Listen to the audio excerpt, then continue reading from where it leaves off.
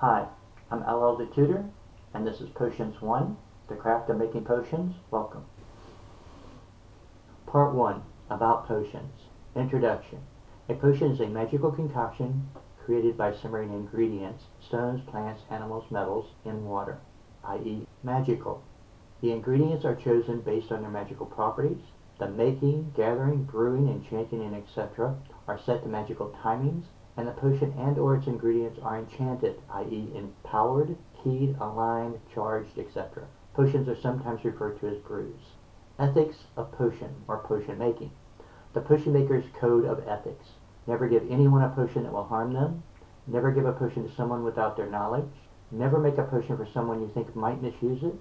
Always fully inform those who use your potions of all possible magical or mundane effects and side effects. Provide detailed instructions and information.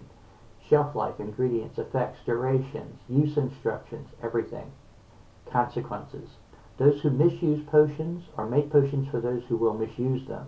Invoke the law of three, the ill will of wizards and man, and the wrath of the gods and spirits. Laws, the courts, lawyers, jail, etc. Most countries have laws that may apply to the manufacture and or sale of potions, sometimes classified as drugs. Make sure you know the laws in your area. Dangers. The dangers of making, using, or taking potions. The mundane hazards. Cuts, burns, slips, falls, etc. You're working in the kitchen, around sharp implements, around fire, etc. Be careful. Allergic reactions. Someone has a bad reaction to an ingredient in your potion. Note allergic reactions can be fatal. Ask about allergies before making a potion, and be prepared to get immediate help if needed.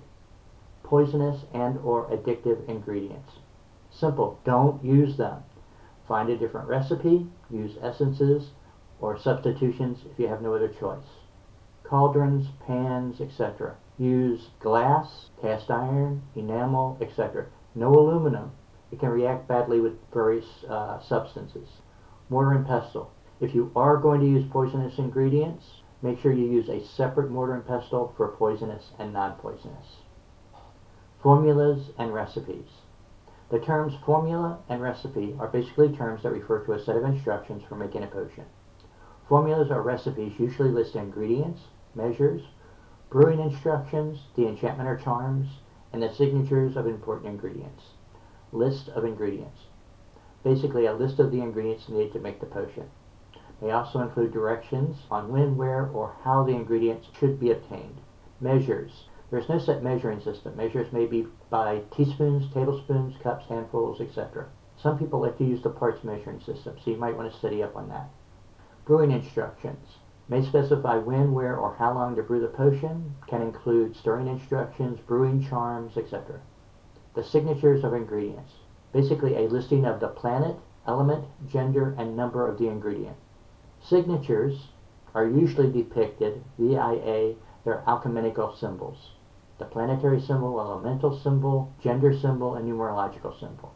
Enchantments. Basically the words, chant, incantation, invocation, etc. used to enchant the potion and or ingredients. Enchantment. Enchanting is the magical operation of infusing, channeling, binding, and etc. intent, energy, spirit, and or outcome into a potion or its ingredients. Enchanting is also known as empowering, keying, aligning, or charging. Traditionally, enchanting is done during the brewing process. Alternatively, you can enchant the ingredients individually, enchant ingredient mixes, or enchant the finished potion. Part 2. Making potions step by step. Step 1. Gather. Gather all the ingredients, plants, animals, stone, metal, and tools, cauldrons, pots, mortars, and pestles, ladles and spoons, knives, cleavers, filters, funnels, bottles and jars, labels, and pens. Gather everything into one place. Step 2. Wash. Carefully wash all the tools and the ingredients under running water. Step 3. Cleanse the tools and the ingredients. Cleansing removes any negative or unwanted energies, essences, or spirits. There are many ways to cleanse the ingredients. You should try different methods until you find one that feels right for you, or pick a method that's in keeping with your tradition. Cleansings. The 4 elements cleansing. Pass the tool or ingredients to a candle flame, fire, plume of incense, air. Sprinkle with salt, earth. Sprinkle with water, water. As you pass or sprinkle, say a simple charm such as, by, name the element, I cleanse thee by intent and charm. Fumigation cleansings. Pass the ingredients and tools through the smoke of a cleansing incense, herb, or smudging bundle. You can pass it 1 time, 3 times, 5 times, 7 times, or 9 times, whatever feels appropriate. Salt cleansings. This one's a little more complicated. Start by cleansing and cleaning a pot and a washcloth. Fill the pot, you can also use a cauldron of course, etc., with salt. Wrap the tools and the ingredients in white cloths. Bury the tools and the ingredients in the salt. Leave it for 13 hours, 24 hours, 3, 5, 7, 9 days. Whatever seems appropriate for the purpose. Asparagus. Sprinkle the tools and the ingredients with holy water, moon water, or a cleansing wash of some type. Step 4. Prep the ingredients. Chop, grind, and powder the ingredients as much as possible. Now at this point you can choose to pre-mix, basically putting the hard stuff with the hard stuff, soft with the soft stuff, or not, up to you. Use a mortar and pestle for grinding, ladles and spoons if you're going to do some mixing. Use the knives, chopping knives, or cleavers for doing the cutting and the chopping. Step 5. Brew. Note that potions are simmered, not boiled. Fill a pot, cauldron, pan, etc., whatever you're going to use, fill it almost to the top with water. Put it on a fire, put the fire up high. What you want to do is bring the water to a boil. Once the water is at a boil, what you want to do is turn your fire down a little. You might have to adjust it 2 or 3 times, but you want to bring it down to the point where the water is simmering but not boiling. Once you get it to that stage, what we're going to do is we're going to add the ingredients to the brew. You're going to start by adding the hard, thick, dense ingredients first. Stones, roots, seeds, thick stems, things like that. Once you've got those in there, we're going to just do the stirring. You're going to begin by stirring it clockwise, and you want to stir it clockwise as you add the ingredients.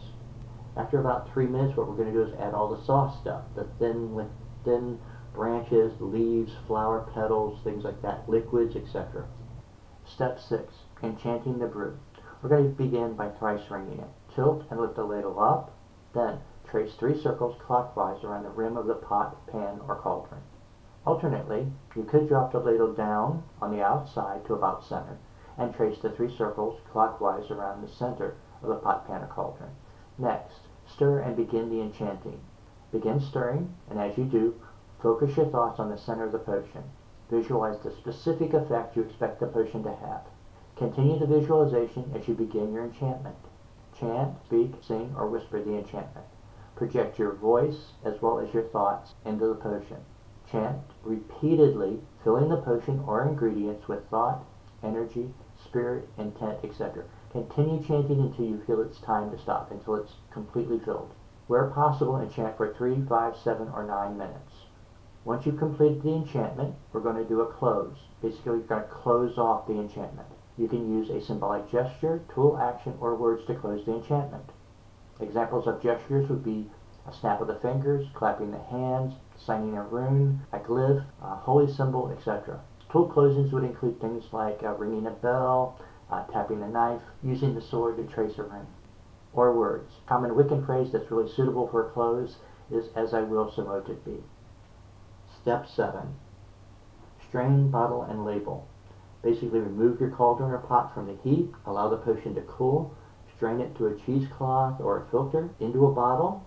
Once you've got it into the bottle, you're going to set it aside, just let it cool. You should use the potion immediately. If you're not, you can use it for up to 3 days. Don't recommend keeping them for longer than 3 days. Step 8. Cleanup. Stainless steel, porcelain, enamel, tempered glass, stone tools. You want to clean these with a natural fiber cloth.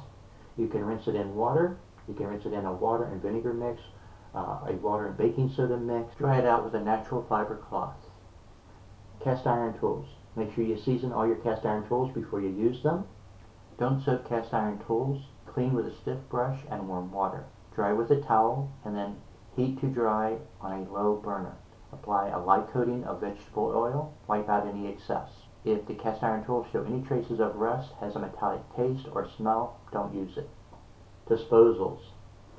If you are disposing of unfinished, unenchanted potions or ingredients, all it requires is you have to earth them. Just basically dig a hole in the ground, bury them. You want to do that away from any water sources. Now, if you have ingredients in the potion, or if the potion itself has been enchanted, you're going to need to neutralize the energies in them. Basically, you're going to have to disenchant it, and then you're going to earth it. And we're going to go through the disenchantment here in a minute. Poisonous ingredients. If you used poisonous ingredients in your potion, whether they are plant, animal, or metal, you will need to dilute the ingredients or potion many times with water before you earth it. And remember to earth it well away from water. Power ingredients. If the ingredients in the potion contain power ingredients, power plant, stones, relics, you're going to need to bury them with an earthing stone such as jasper, quartz, or hematite. Disenchantment. As I stated earlier, if you enchanted the potion or ingredients, you must release the energies, spirit, and etc. before earthing. Now, the element of fire provides us with an easy method of releasing the energies enchanted into a potion or ingredient. Take the potion or the ingredient and put it in your cauldron. Add water if needed. Put it on a low fire. Stir counterclockwise. And repeat the following charm until you feel that all of the energy that you've put into the potion or ingredients has properly dissipated. By fire, intent, and charm, let the magic sun be undone. I unwind the circles round, I ground the circles I did bound. Once the disenchantment is complete, earth the potion or ingredient. Part 3. Introduction to the Practicium. The Practicium for this course consists of making 9 brews. Note the potions are fake, non-magical. The objective is to get practice. Practice journaling, practice working with different ingredients, including hard ingredients, such as stones, seeds, barks, etc., and soft ingredients, including liquids and juices. To develop your basic skills, cleaning, cleansing, cutting, chopping, grinding, mixing, etc., and practice doing enchantments.